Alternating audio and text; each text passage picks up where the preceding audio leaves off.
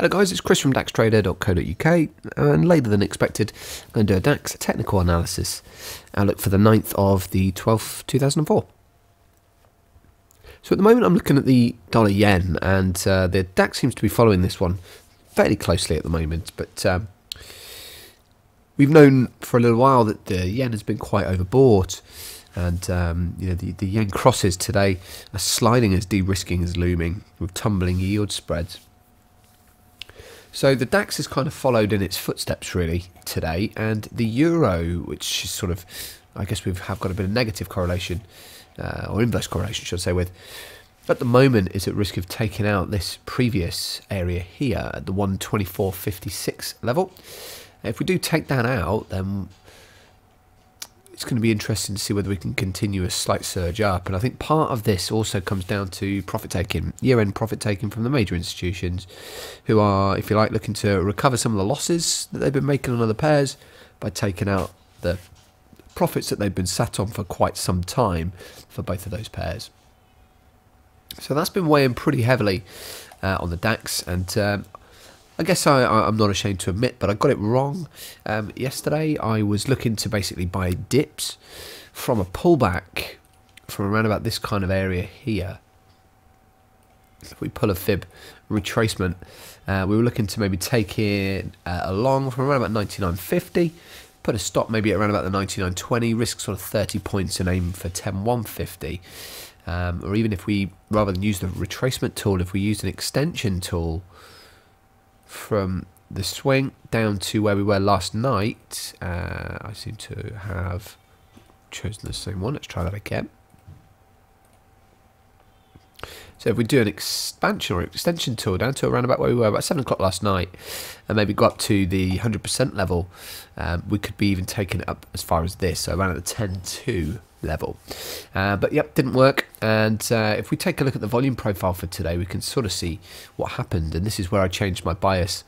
So I've been fairly bullish. I was looking to buy dips. I did buy dips probably a little earlier than I was wanting to, or than I was intending to, should I say, or wanted to do it.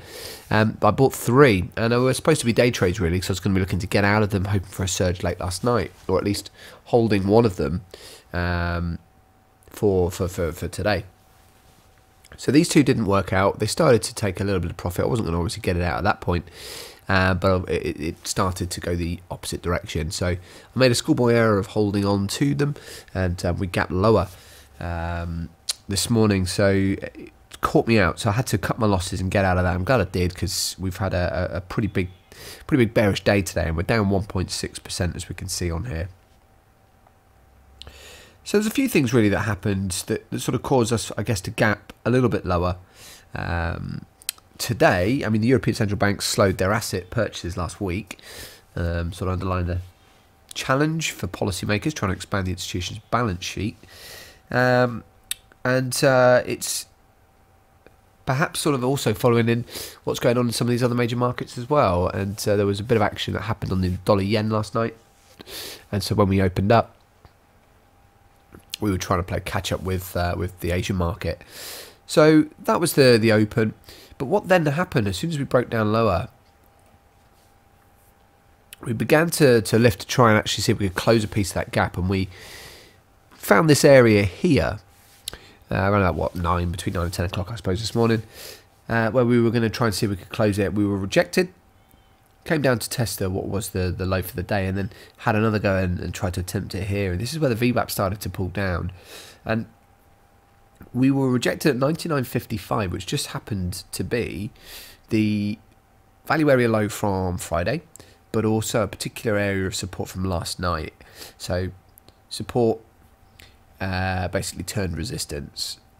So fairly low time frame, so you might argue that it doesn't have a huge amount of weight, but it seemed to work with the additional, I guess, factor of the VWAP, and a bounce down from that. I started to go short from here, and this is where my bias changed. I was watching this area hoping that we were going to be able to take it out and continue to the upside, maybe then do a retest to continue to move up higher.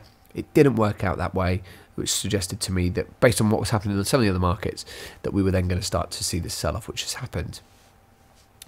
So, pretty poor start to the day for me. Pretty lucrative second half of the day with this this swing down. And at the moment, you could say that maybe this is an opportunity to continue that sell-off and maybe get in at 98.35 for another sell down. You know, we'll see what happens. But at the moment, maybe just trying to pull up a little bit closer to VWAP.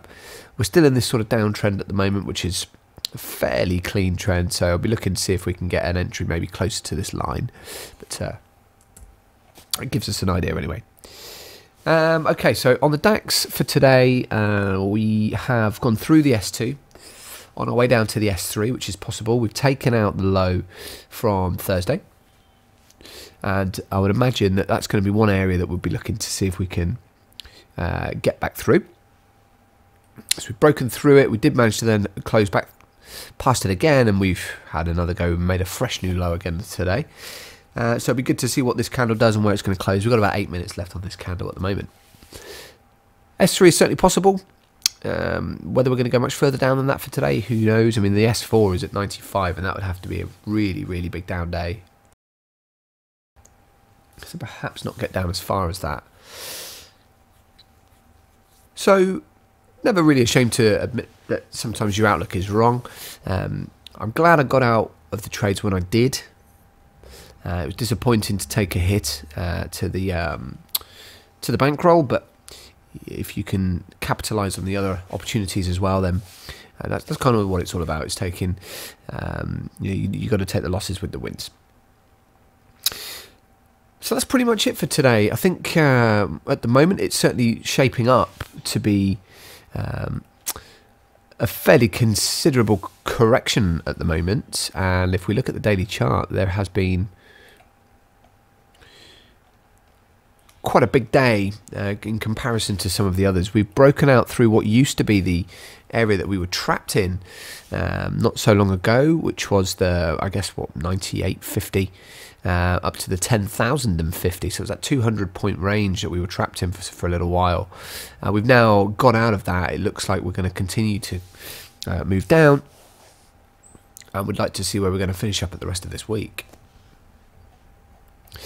I'm going to continue to keep a bearish bias for now, and we'll take a look at some of the other areas that have, if you like, of support, and whether or not these will hold, we'll be able to find out. There's a few different areas that we could be looking to take out at the moment, but it certainly does look like this is going to be the end temporarily of that pretty decent bull run we've been experiencing. So all I'm going to try and make sure I do is don't get caught on the wrong side of these trades, get out of them early if I can, take the hit, and trade what I can see.